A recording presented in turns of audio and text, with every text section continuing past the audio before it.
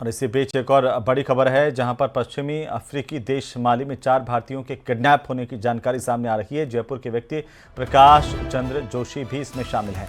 Diamond cement factory में GM पद पर ये तैनात है प्रकाश चंद्र जोशी, और 1 महीने पहले ही प्रकाश चंद्र ने फैक्ट्री को ज्वाइन किया था। माली में सक्रिय आतंकी गुट इस किडनैपिंग में शामिल हो सकते हैं, इस तरह की जानकारी अभी तक सामने आ रही है। हालांकि कोई पुख्ता जानकारी अभी नहीं मिली है कि किसने किडनैप किया, किसने अपहरण किया है। वहीं जयपुर में इसकी पत्नी सुमन और अन्य परिजन भी अब इस खबर को सुनकर के परेशान है। पश्चिमी अफ्रीकी देश माली से ये बड़ी खबर है, जहां पर 4 भारतीयों का अपहरण करने की जानकारी सामने आई है। सरकार और पुलिस से परिजन अब गुहार लगा रहे हैं कि प्रकाश को किसी तरह से छुड़ाया जाए और उनको वापस से स्वदेश बुला लिया जाए। लेकिन बहरहाल अब इस पूरे मामले को लेकर के जांच भी जारी है।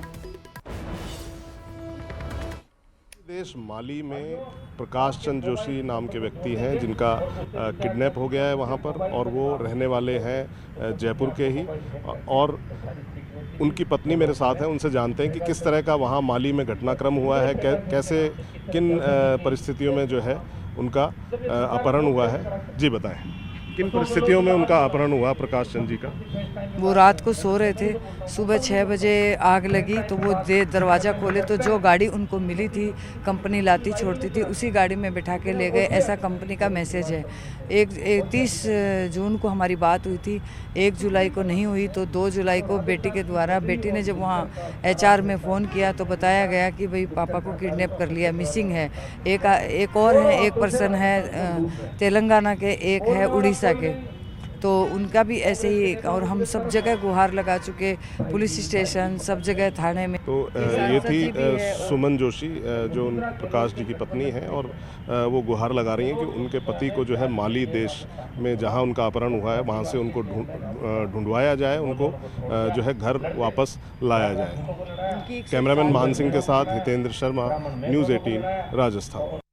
और इसी खबर पर ज्यादा जानकारी के साथ हमारे सहयोगी हितेंद्र शर्मा फोन लाइन पर हैं। हितेंद्र, कैसे इस पूरी वारदात को अंजाम दिया गया? कोई बात हुई है, वहां से कोई खबर मिली है? जी, फिलहाल वहां से और इसके बारे में और कोई जानकारी अभी मिल नहीं पाई है, क्योंकि ये पश्चिम अफ्रीकी देश है और यहाँ पॉलिटिकल इंस्टेबिलिटी वाले देश हैं ये। यहाँ पर जो है आतंकी गतिविधियां जो है और आतंकी गुट जो है काफी बड़े तौर पर जो है यहाँ जो है उनका एक तरह से यूं कहिए कि साम्राज्य जैसा है। तो यहाँ पे जो ये अल-कायदा से जुड़ा एक संगठन, आतंकी संगठन है, जिसको जमाल नुसरत अल इस्लाम वल मुस्लिमीन कहा जा रहा है, तो उस पर जो है पूरा शक है कि उसने जो है ये उनकी किडनैपिंग की है।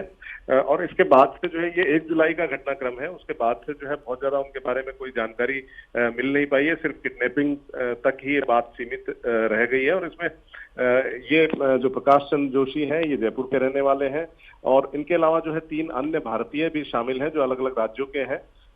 उनको भी जो है किडनैप किया गया है। और फिलहाल जो है आज जो है उनकी पत्नी जो है सुमन, उन्होंने बताया था कि वो जो है कमिश्नर से भी मिली हैं और पुलिस के अधिकारियों से मिली हैं, और भी कई जो है सरकार में पदस्थापित लोगों से मिली हैं, लेकिन अभी तक उनकी बात को जो है बात आगे नहीं बढ़ पाई है।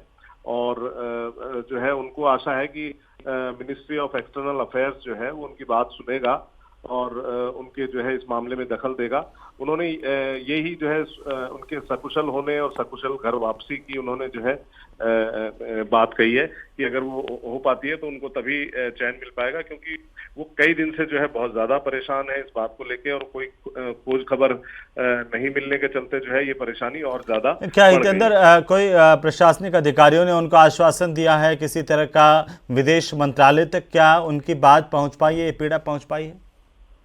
जी, फिलहाल उन्होंने जो मुझे बताया उसमें ये था कि विदेश मंत्रालय तक तो वो अपनी बात नहीं पहुंचा पाई है, लेकिन जो स्थानीय पुलिस है, स्थानीय कमिश्नरेट जो है, कमिश्नर है, उनसे वो मिली थी और उनसे मिलकर जो है उन्होंने अपनी बात कही है। और वो बहुत ज्यादा जो है स्थिति में भी नहीं है कि बहुत हायर अथॉरिटीज के पास जा सके, या हायर अथॉरिटीज उनको जो है वो जो है अभी किसी से मिल नहीं पाई है, इसलिए वो पुलिस के पास गई थी और पुलिस से उनको भरोसा है कि वो जो है उनकी बात को आगे पहुंचाकर जो है उनकी मदद करेंगे। जी। लेकिन हितेंद्र, 1 जुलाई से लगा करके 13 जुलाई का वक्त हो गया, करीब 12-13 दिन का वक्त बीत गया है। क्या जयपुर पुलिस ने कोई कोशिश की है इस पूरे मामले को विदेश मंत्रालय तक पहुंचाने की, विदेश मंत्रालय से हस्तक्षेप करने की? जी, पुलिस विभाग की तरफ से इसमें अभी तक जो है किसी तरह की कोई प्रतिक्रिया मिली नहीं है। उनकी कोई प्रतिक्रिया जो है मिलेगी, उसके आधार पर ये बताया जा सकता है कि उन्होंने उनकी बात को आगे पहुंचाया या नहीं।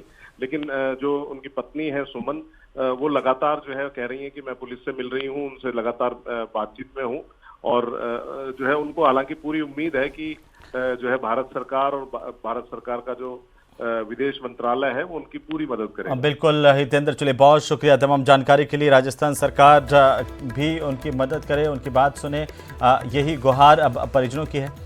बहुत शुक्रिया तमाम जानकारी के लिए।